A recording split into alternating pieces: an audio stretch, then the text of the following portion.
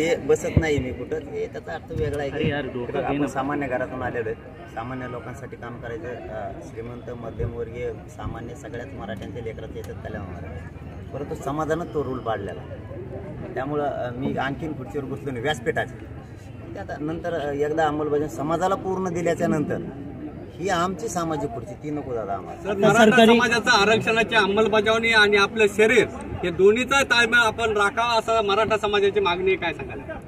त्याबद्दल मी प्रामाणिक मनानं सांगतो की खरंच शरीर साथ देत नाही, समाजाला माहिती आहे, सगळ्या डॉक्टरांना पण माहिती. तर एवढ्याच वेळेस मी मायबाप समाजाला ज्यांना मानलंय त्यांच्या शब्दाच्या पुढे मी कधीच गेलो नाही, फक्त एवढ्याच वेळेस चाललो. समाजाचा शब्द मी एवढ्याच वेळेस मोडतोय याच्यासाठी की मी पण त्यांच्याच लेकरासाठी उपोषण करतोय.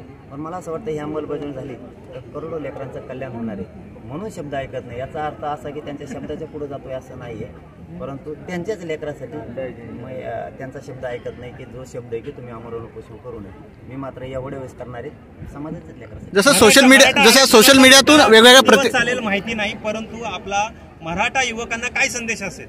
काय मराठा आरक्षणाचा मुद्दा किती दिवस चालेल माहिती नाहीये, परंतु आपला मराठा युवकांना काय संदेश असेल? आता किती दिवस कसं काय चालू?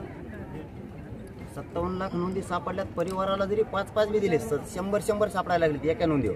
मराठा युवकांना काय संदेश? तेच सांगायलो ना, जर 5-5 मिळाले तरी 2 करोड मराठा आरक्षणात गेले. सगळ्या सोयऱ्यांचा कायद्याच्या आधी सूचना निघाली राजपत्रित, त्याचे आता कायद्यात रूपांतर होणार आहे, अंमलबजावणी होणार आहे. त्यामुळे आरक्षणाचा विषय संपणार आहे. फक्त मराठा बांधवांना एकच संदेश आहे, लेकरांना आता मराठ्यांच्या आता शिकून मोठे व्हा, अधिकारी बना, आम्हाला तुम्हाला त्या आरक्षणातून. आता काही सरकारी नोकऱ्या वगैरे यांच्या जाहिराती सुटलेल्या आहेत, मग आता त्याचा लाभ मराठी तरुणांना, सुशिक्षित तरुणांना मिळणार नाही, मग त्याच्यासाठी काय आपण पावले उचलू? मी सांगितलेलं आहे पाठीमागच्या 1 महिन्यापूर्वी सरकारला की जोपर्यंत मराठ्यांना आरक्षण मिळत नाही तोपर्यंत कुठली भरती करू नका, जर केली तर जागा रिक्त ठेवा, कारण दुसऱ्याच्याही लेकराचं आमच्या वाटोळ करायची इच्छा नाही. तर त्यांनी हो शब्द दिलेला आहे, बघूयात काय करते ते. नसतं आहेच 10 तारखेला बसलेलो. बरोबर, सोशल मीडियातून तुमच्या विरुद्ध असं लिखाण लिहिलं जातं, हे नेमकी कोण करत आहे? जसं तुम्ही म्हटलं भाषणामध्ये अनेक लोकांचे मला फोन येत आहे, मंत्र्यांचे फोन, नेमकी ती लोक कोण आहेत? आणि मी घेत होतो मनावर पाहिजे, मला कळत नाही, मी ग्रामीण भागातला आहे ना, ते काही लिहिलं मला वाटतं ते का मला का परवा दिवशी हजाराने फोन आले मराठी, ते म्हणजे असल्याकडे काय ध्यान देत तुम्ही? यांना उद्योगच आहे म्हणे पहिल्यापासून, हे सोशल मीडियावर लिहिणार आहेत का, यांच्याकडे ध्यान देऊ नका, आम्ही करोडो लोक तुमच्यासोबत आहेत आणि आम्ही यांना शोधलं, हे कोणाची आहेत काय आहेत, ते 4 दिवसात गप्प बसले आणि आम्ही मागं लागतो म्हणजे. भुजबळांची माणसं आहेत ते तर असणारच ना, त्यांचं तर पुढं म्हणतो आमचा विषय चाललाय. आमचे 30-40 जण आहेत, जास्त नाही तर करोडो एकीकडे, 30-40 जण एकीकडे. ते बी आत्ता म्हणायला लागलेत काय मिळालं नाही, कारण त्यांना काही सुपारी दिली असेल. ते बी आता माझी त्यांना पण विनंती, एक त्यांचाच बांधव म्हणून, की तुम्ही समाज खूप वर्षानंतर एकत्र झाले, खूप कालावधीनंतर एकत्र झालेला आहे, उगाच विनाकारण गैरसमज पसरू नका. जरी काही कोणाकडून चुकलं असेल किंवा तुम्हाला कोणी विचारलं नसेल, तुमचं पेपर टीव्हीला नाव आलं असेल तर नका येऊ देऊ, परंतु समाजासाठी गैरसमज पसरू नका. एक ताकदीनं आपण सगळेजण लढू, जरा डोक्यातून काढून टाका आणि समाज म्हणून एकत्र लढा. 16,000 हरकती आलेल्या आहेत, त्यावरती आपली भूमिका काय, आपण काय म्हणतो? कोणत्या आल्या?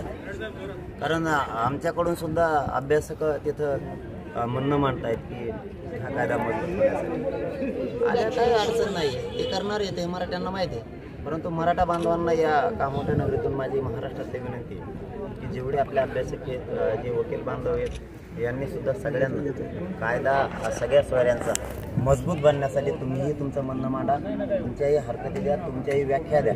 आपणही मराठा समाजानं ताकदीनं तिकडं निवेदन सचिवांकडे, सरकारकडे जाऊ द्या, ही मराठा समाजाला माझी विनंती आहे. कारण त्यांच्या तर येणार आहेत, ते तर आपण काय त्यांच्याकडून आपल्या बाजूने बोलते हे असे करायची गरजच नाही. परंतु आपल्याही अभ्यासकांना, सगळ्या हुशार लोकांना सावध होऊ, तिथं आपणही द्या, आपलंही म्हणणं मांडा आणि यालाच जोडू.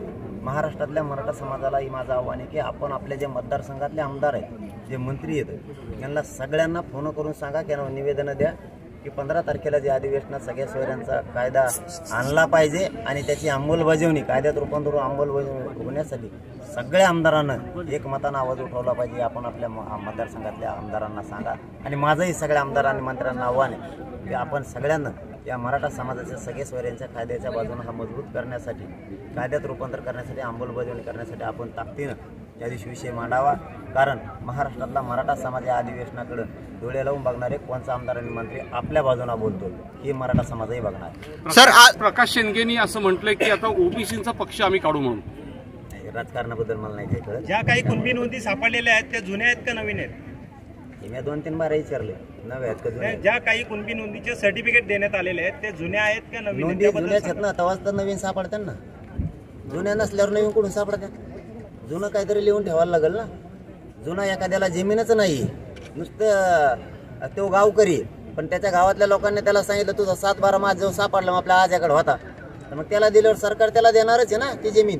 तसं आमच्या पूर्वीच्याच नोंदी आहेत, नव्यानं सापडल्या. सर, मराठा उद्योजकांसाठी मराठा संघटना या ठिकाणी काम करत आहेत. मराठा महोत्सवासाठी आपण उद्घाटनाला आलात, विरोधकांवर आपण प्रहार केलेला आहे आणि विशेष म्हणजे या मराठा आंदोलनामध्ये अनेक मराठी बांधवांवर केसेस पडलेले आहेत, अजूनही ते मागे घेतलेले नाहीत. काय सांगाल त्यामध्ये?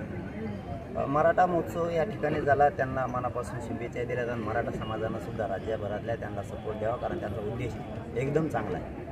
आणि जो आपण मुद्दा म्हणलात की केसेसचा सरकारनं तसं लिखी दिले, आंतरवालीसह महाराष्ट्रातले सगळे गुन्हे मागं घेऊ. बघूया प्रक्रिया कधी सुरू करतात ना. 10 तारखेला अमरून उपोषण सुरू होते. सर, आजचं सगळं भाषण बघितलं, सगळं भुजबळांवर तुम्ही घसरलेले आहात.